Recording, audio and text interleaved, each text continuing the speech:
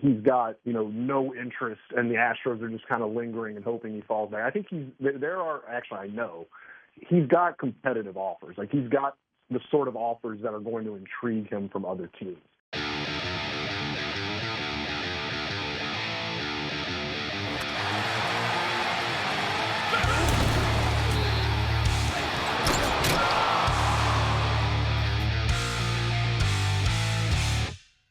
And joining us right now on the HRP guest line from The Athletic, and on top of that, a podcast that sometimes features Josh Reddick being interviewed from a ski slope, the Crush City Territory podcast that Chandler does with him, and Tyler Stafford.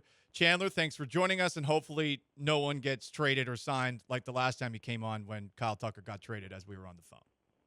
I mean, at this point, I'd welcome it. I need this whole saga to end so I can have a week of doing nothing before going to West Palm. Before we get into Alex Bregman, Ryan Presley is officially a Chicago Cub. He waived his no-trade clause.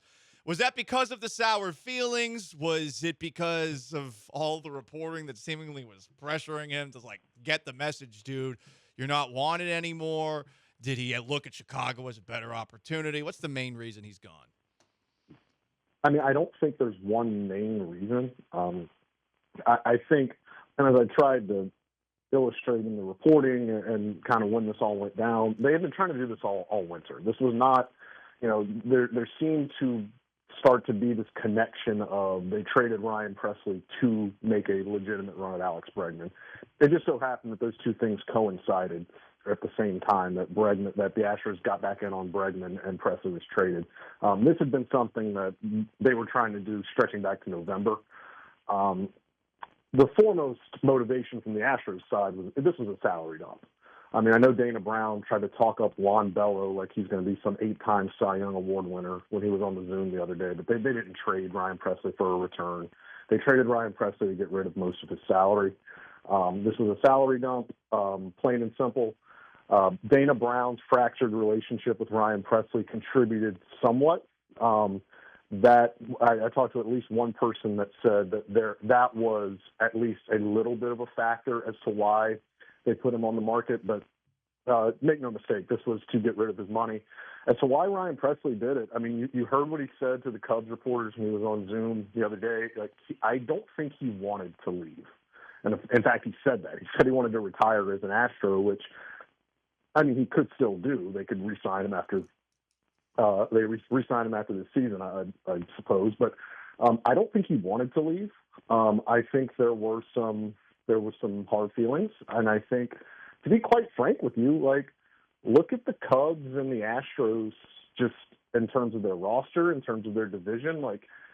If they don't have the same win probability of winning their division and getting to the playoffs, I may say the Cubs may have a little bit better of a chance. It may be a better overall situation going to Chicago. I think there's fewer just overall questions with the Cubs than there are with the Astros. So don't lose that factor either. That the Cubs are in a pretty ideal position as to for what they've done this winter. That division is very winnable. And Ryan Presley wanted to close, and he was never going to close here. Not when Josh Hader's making $19.5 million. Chandler, is Alex Bregman an Astro, a Cub, a Tiger? Where are we at with all this? Yeah, I've never, ever since this whole thing started about 2 weeks ago, I've never thought the Astros were the favorites. There was some reporting out there that suggested this was fait accompli, that Bregman was going to come back and it was going to be this grand welcoming. And yes, he still could come back and it still could happen, but I've never thought that the Astros were the favorites, and I've never thought that this was a sure thing to happen. I think it's, as to where he ends up, I can't tell you. I don't know that. I do think he has compelling offers. I don't think this is a situation where he's got, no interest and the Astros are just kind of lingering and hoping he falls back. I think I know he's got competitive offers. He's got the sort of offers that are going to intrigue him from other teams. And I think at this point, it's just a matter of Alex kind of needs to either make a decision or they need to do the final full court press on the 5 owners involved, the 5 GMs involved, to kind of see, all right, what's the last offer, what's the last thing, and then the negotiations are going to pick up from there. But I would not characterize the Astros as the favorite. I never have. So I don't know where he ends up, but I think it's becoming less likely that it's going to be back here. Chandler Rome of The Athletic and the Crush City Territory podcast with us on the HRNP guest line. The rumors about the Astros going after Jorge Polanco, you reported that like they were going after him, but now he goes back to the Seattle Mariners. How serious was their pursuit of Polanco?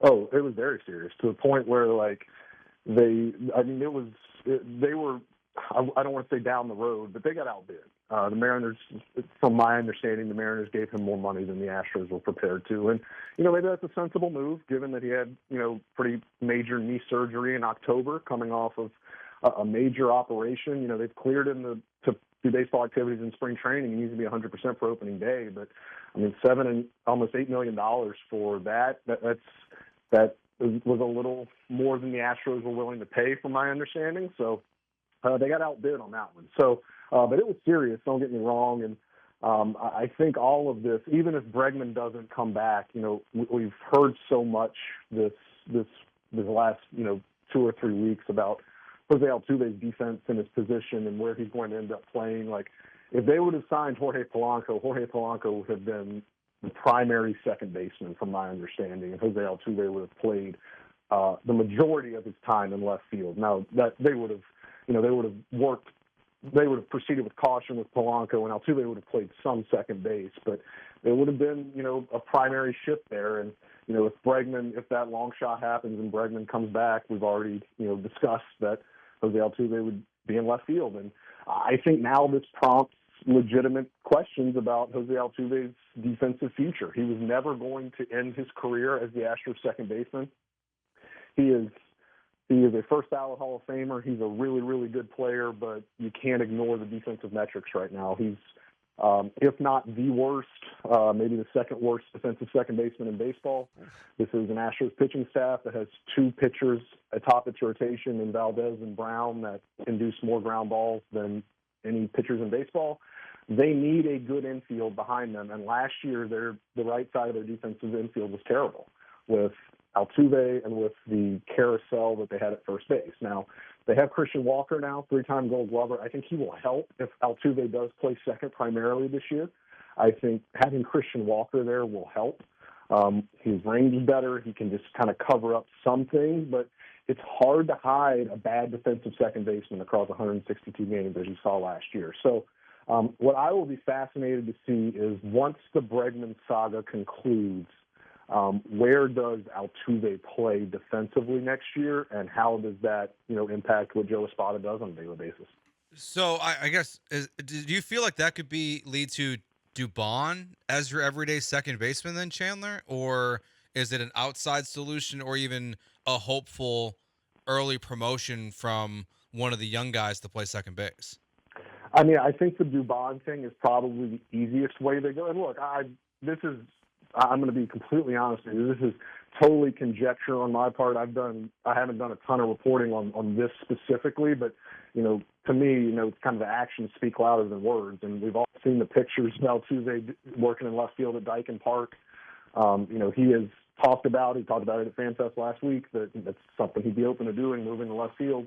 I don't know if that is their plan this year, but if it is the plan that they want to do, then yeah, it makes sense. Dubon could play second.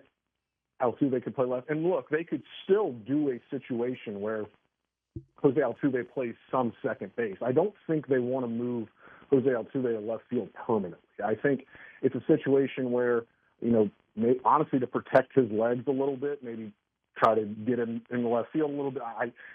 They can't. I don't think they can afford to run him out there at second base for 155 games, especially as a 35-year-old guy getting older. So Dubon, that makes a ton of sense. They need Bryce Matthews to take a step. I know Bryce Matthews has, he's got the prospect cachet, but if you kind of look at what he did in winter ball this winter, and you look at kind of how he did this past year, it was not a great year for him. He wasn't bad, but I don't think he took the step that the Astros thought he would. they need him to take a step forward this year. They need him to maybe be knocking on the door. Cam Smith kind of profiles as more of a corner guy. I think they are going to try him in the corner outfield in spring training. You look at that. And then, I wouldn't be surprised either if the Astros if they are exploring a trade, late in this winter, if they explore a trade for maybe a more veteran outfielder, just to get a corner guy in here to play a little bit of left field, get some certainty there, and then they can kind of do this Altuve and left field thing. They can do it a little more gradually instead of having to force it so quick.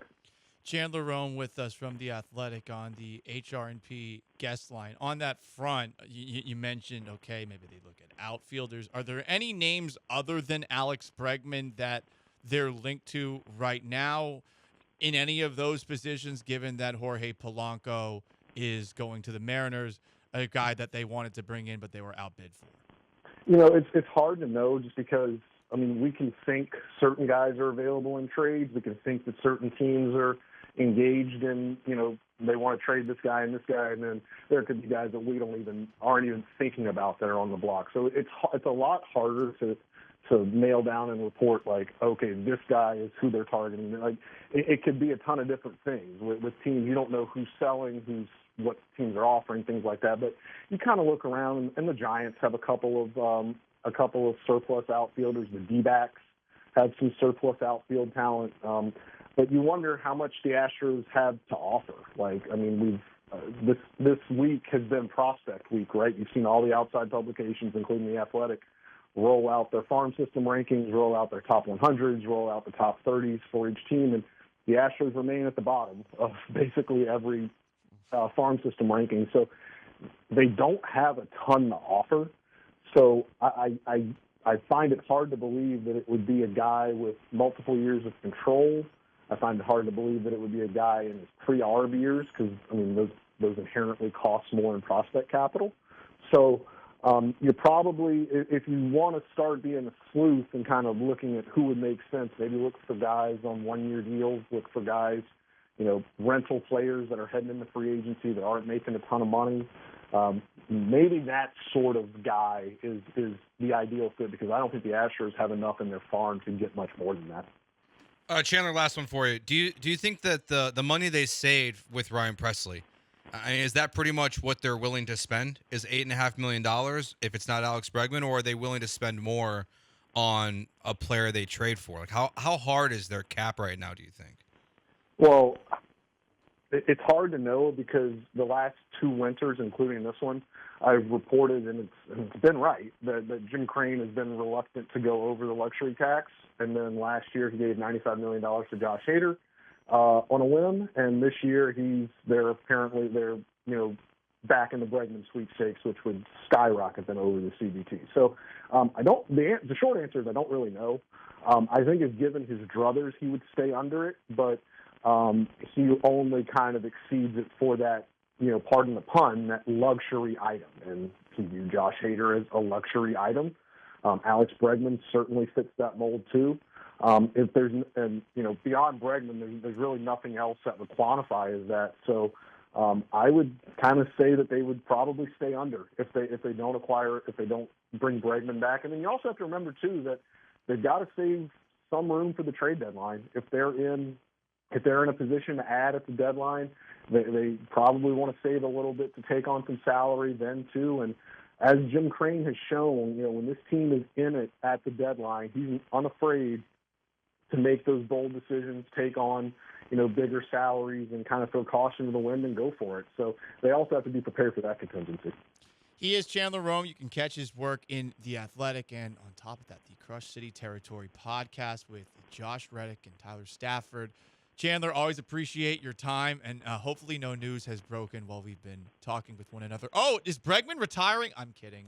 Thank you, Chandler. We'll talk to you again, hopefully soon. All right. Thanks, guys. He is Chandler Rome. All right.